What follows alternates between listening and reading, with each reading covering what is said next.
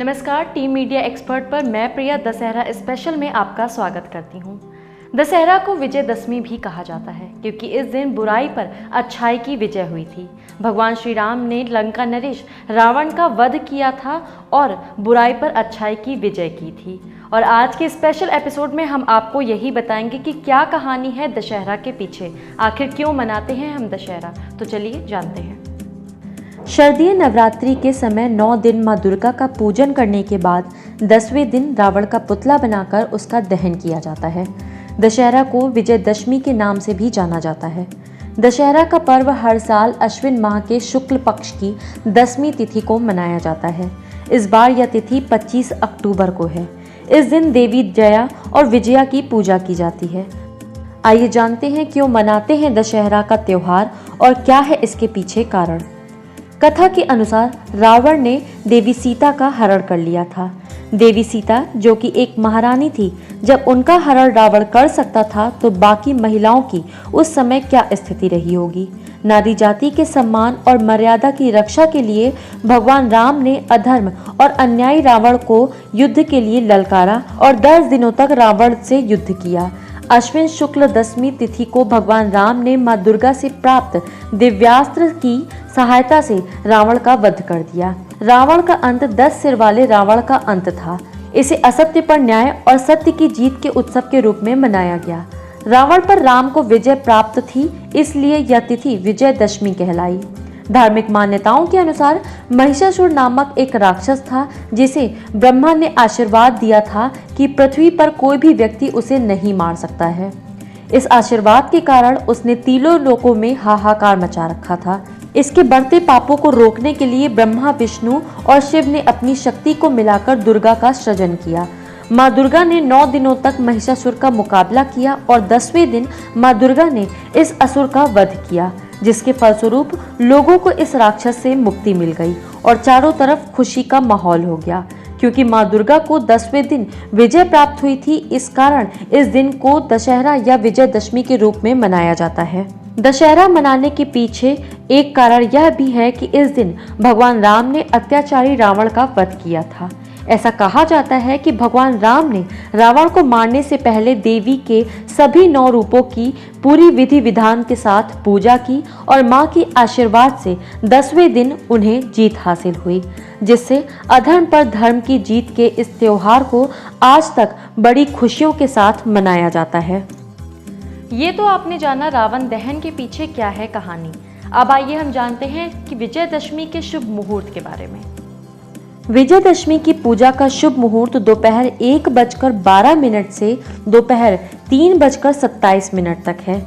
इस दिन विजयदशमी का मुहूर्त दोपहर 1:57 से दोपहर 2:42 तक है। इस दिन भगवान राम, देवी अपराजिता तथा शमी के पेड़ की पूजा की जाती है। ये तो बात आप सभी जानते हैं कि रावण के 10 सिर थे। भगवान श्री राम जब एक एक करके उसका सिर काटते जा रहे थे तब भी वो मर नहीं रहा था। उसके बाद उन्होंने उसका नाभि छेदन किया था। लेकिन आज हम आपको बताएंगे कि रावण के 10 सिर किस बात के प्रतीक थे। रावण के 10 सिर किस बात का है प्रतीक। रावण को 10 मुख या दशानन यानी 10 सिर वाला भी कहा जाता है। साहित्यिक किताबों और रामायण में उसको 10 सिर और 20 भुजाओं के रूप में दर्शाया गया है। रावण मुनि विश्वेश्वरा और कैकसी के 4 बच्चों में सबसे बड़ा पुत्र था। उसे 6 शस्त्रों और 4 वेदों का ज्ञान भी था, इसलिए ऐसा माना जाता है कि वह अपने समय का सबसे विद्वान था। उसमें अनेक गुण भी थे, जैसे अनेक शस्त्रों का ज्ञान होना, अत्यंत बलशाली, राजनीतिज्ञ, महापराक्रमी इत्यादि। रावण को राक्षस के राजा के रूप में दर्शाया गया है, जिसके 10 सिर 20 भुजाएं थीं। इसी कारण उसको 10 मुखा 10 ग्रीव नाम दिया गया है। रावण का 10 सिर 6 शास्त्रों और 4 वेदों के प्रतीक हैं, जो उसे एक महान विद्वान और अपने समय का सबसे बुद्धिमान व्यक्ति बताते हैं। वह 65 प्रकार के ज्ञान और हथियारों की सभी कलाओं का मालिक था। वाल्मीकि रामायण के अनुसार रावण 10 मस्तक, बड़ी दाढ़, तांबे जैसे होठ और 20 भुजाओं के साथ जन्मा था। यह कोयले के समान काला था और उसकी दशग्रीवा की वजह से उसके पिता ने उसका नाम दशग्रीव रखा था। इसी कारण से रावण दशानन, दशकंधन आदि नामों से प्रसिद्ध है।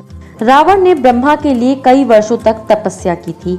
अपनी तपस्या के दौरान रावण ने ब्रह्मा को प्रसन्न करने के लिए 10 बार अपने सिर को काट दिया था।